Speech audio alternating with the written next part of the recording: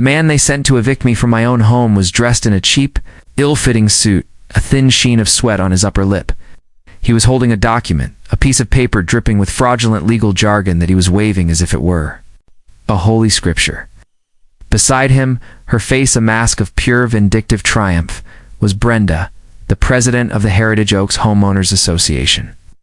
They were standing at the end of my long private driveway, physically blocking my old pickup truck. "From leaving, the foreclosure is final, Mr. Miller," Brenda announced, her voice ringing with the joy of a battle won. "The HOA has taken possession of this abandoned, derelict property. You are now a trespasser. This gentleman," she said, gesturing to the man in the cheap suit, "is a legal agent of the association, here to secure the premises. You will vacate immediately, or we will have you forcibly removed." I just sat there in my truck, in the shade of a 200-year-old oak tree, and looked at them. I looked at the fake foreclosure agent. I looked at Brenda, a woman so consumed by her own petty power that she had created a fantasy world and was now trying to drag me into it. And I felt a profound sense of weariness and a cold, hard anger. I took out my phone. I didn't call my lawyer. I didn't call the sheriff. I made one single call, to a number I knew by heart.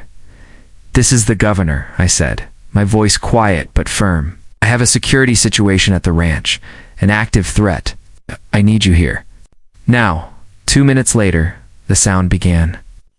A distant, rising siren that grew into a full-throated, screaming wail. From over the hill to black, unmarked SUVs and a gleaming state trooper patrol car came roaring up my private road, lights flashing, scattering gravel in their wake. They screeched to a halt, boxing in Brenda and her fake agent, 6 large, grim-faced men in dark suits and earpieces. My state police security detail emerged from the SUVs, their weapons drawn, forming a tight professional cordon around me, and my truck, the lead trooper, a man built like a refrigerator with the calm, steady eyes of a seasoned professional, walked toward a stunned and terrified Brenda. "Ma'am," he said, his voice a low, dangerous rumble, "you are interfering with the security of the governor of this state. That is a Class C felony. You're going to need to come with us." And that's when everything went wrong. Before I tell you what happened next, drop a comment. What would you do if this happened to you? And subscribe to HOA Files. To understand that moment, that beautiful, surreal collision of two worlds, you have to understand the journey that brought me to that ranch. My name is Alex Miller, and as of last November, I am the governor of this great state. My political journey was an unlikely one. I wasn't born into wealth or a political dynasty. I was born on a ranch, a fifth-generation cattleman who went to agricultural college, served in the military, and came home to serve my community. My entire platform was built on authenticity, on a deep respect for our state's rural heritage. For the hardworking people who were its backbone, the heart of that heritage for me was my grandfather's ranch. A beautiful, historic, 150-year-old property that had been in our family since the state was just a territory. It was more than land. It was a symbol of everything I believed in. When my grandfather passed away a few months after my inauguration, he left the ranch to me. It was the most meaningful inheritance I could have ever received. The problem was that in the last 20 years, the quiet rural area around our family's ranch had been swallowed by a wave of high-end suburban development. The ranch was now in holding, a historic 500-acre island of authenticity, completely surrounded by a massive, gated community of McMansions called Heritage Oaks. A community that was, of course, run by a notoriously tyrannical HOA. And the president of that HOA was a woman named Brenda. Brenda was everything I had run against in my political career. She was new money, a social climber from the city who saw the land not as a heritage to be preserved, but as a commodity to be controlled and monetized. She was also a major political donor and fundraiser for my chief political rival, a man who had spent the entire campaign attacking my backward, anti-progress rural values.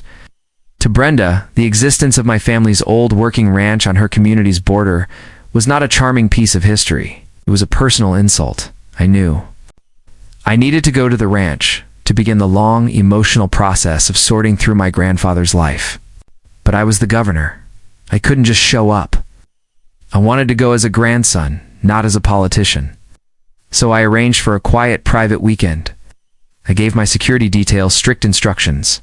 They were to remain out of sight in their unmarked cars at the bottom of my long, private road.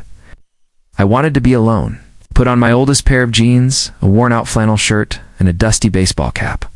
I looked not like a governor, but like what I was, a rancher's grandson. Come home to grieve. My first interaction with Brenda was a sign of the madness to come. She didn't come to offer condolences. She sent a letter via courier not addressed to me, Governor Alex Miller, but to the current occupant of the derelict property. The letter was a masterpiece of passive aggression, informing the occupant of the HOA's strict aesthetic standards, and of her board's intent to oversee the property's eventual transition to a more community-appropriate state. It was a declaration of war. I was at the ranch that first weekend, just quietly walking the fence line, when she came zipping up in her golf cart. She didn't recognize me. She just saw a man in old clothes on a property she coveted. "Excuse me," she'd called out, her voice sharp with unearned authority. "I am Brenda, the president of the Heritage Oaks, HOA. I assume you're the caretaker here. I want to talk to you about these violations." She handed me a list. It was a litany of absurdities. The peeling paint on my grandfather's 100-year-old barn was a severe aesthetic violation. The old perfectly functional tractor he had left parked by the shed was an unapproved vehicle. The cattle, my grandfather's prize-winning Hereford herd, were a noise and odor nuisance. I tried to be polite, my voice quiet. This is a private working ranch, and it's not a part of your HOA. She let out a short, barking laugh. That's a legal fiction. You are surrounded by our community. You are implicitly subject to our standards. We will not have this rural slum, dragging down our property values. You will comply, or you will be fined into oblivion. She sped off, leaving me in a cloud of dust and disbelief. The fines started arriving at the ranch the next week, hundreds, then thousands of dollars in completely fraudulent violation notices. But my office, the governor's office, was also beginning to get hit. She was weaponizing the very state bureaucracy that I was in charge of. She filed a frivolous complaint with the State Department of Agriculture, claiming my cattle were diseased.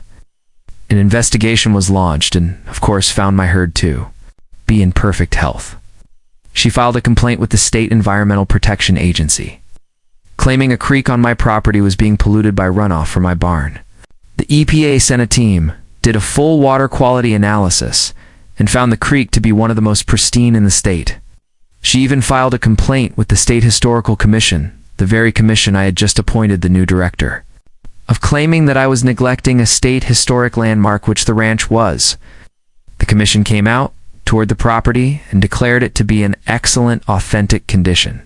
Each investigation was a massive, stressful hassle, a waste of taxpayer money, and a diversion of my own time and energy from the actual business of running the state. My inner monologue was a raging storm. The irony was so thick, it was suffocating. I was the governor of the state, and this woman was successfully using my own government as a weapon of personal harassment against me.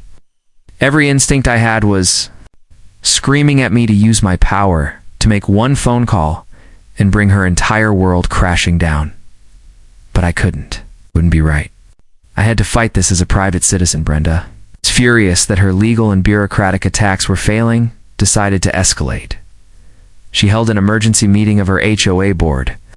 They passed a resolution, a work of pure, delusional fantasy. They voted to abate the nuisance of my abandoned ranch by exercising a non-existent right to place a lien on the property for all the unpaid fraudulent fines. They were creating their own legal reality, a dangerous fantasy world, where their rules were the only ones that mattered. And then, the final, unforgivable act. A certified letter arrived from their lawyer. It informed me that the HOA, as the lien holder, was now foreclosing on the lien and would be taking possession of the property in 48 hours to secure their asset from further neglect. The letter was a legal joke. It had no real power, but it was a clear statement of her intent. She was planning to physically and illegally invade my family's land. And that brings us to that moment. The moment she and her fake foreclosure agent stood at the end of my driveway, blocking my truck, trying to serve me with a phony eviction notice. The moment I knew that the time for restraint, the time for playing by the rules of a game she had invented, was over. I made the call. And the full, awesome, and very real power of the state I was elected to lead came roaring up my driveway in a storm of sirens and flashing lights. The scene was one of controlled, professional chaos.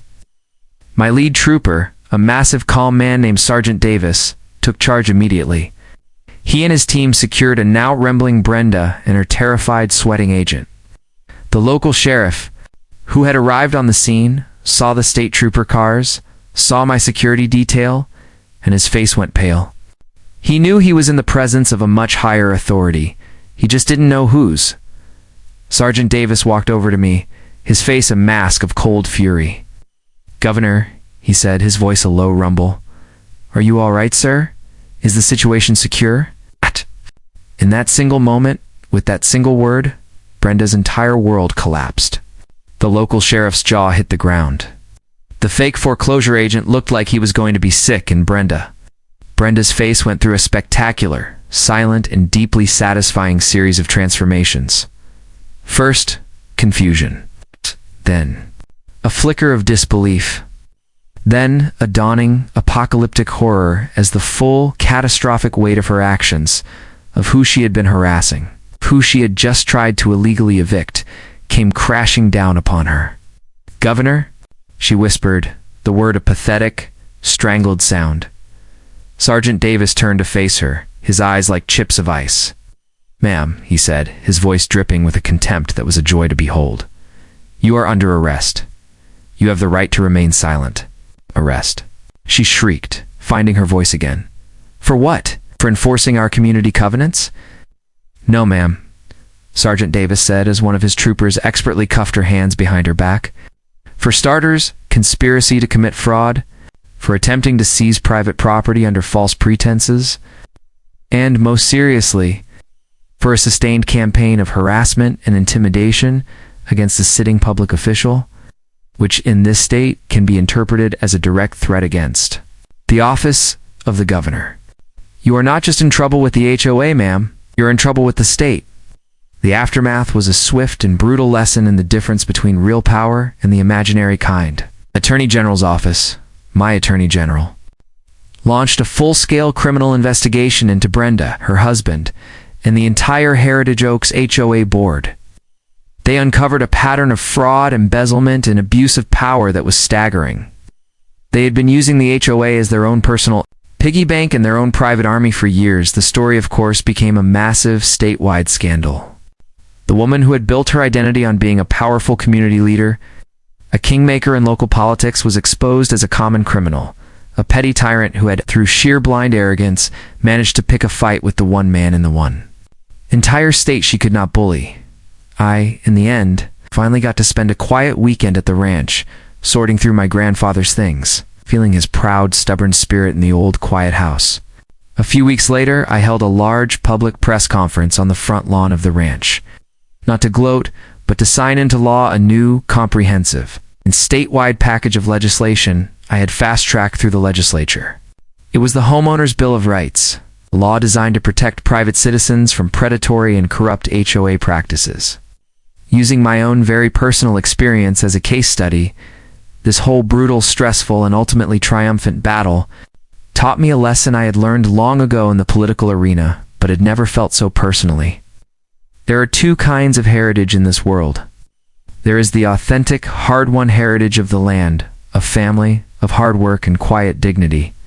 The heritage my grandfather's ranch represented, and then there is the fake plastic, an ultimately fragile heritage of new money, of power for its own sake, of a community built not on shared values, but on a shared obsession with exclusion and control. Brenda thought that power came from a title, from a binder of rules, from the ability to intimidate her neighbors. She never, in her wildest, most arrogant dreams, imagined that she was trying to serve an eviction notice on the one man who had the constitutional authority to sign laws, command the state police, and, if he so chose, to dissolve the charter of her entire town with the stroke of a pen. Brenda is facing a long list of state felony charges. Her political allies have all abandoned her. But a national anti-government militia and sovereign citizen group has now taken up her cause, declaring her a political prisoner of a tyrannical state government. They've just bought the property right next to my family's ranch, and they've started building what looks suspiciously like a training compound.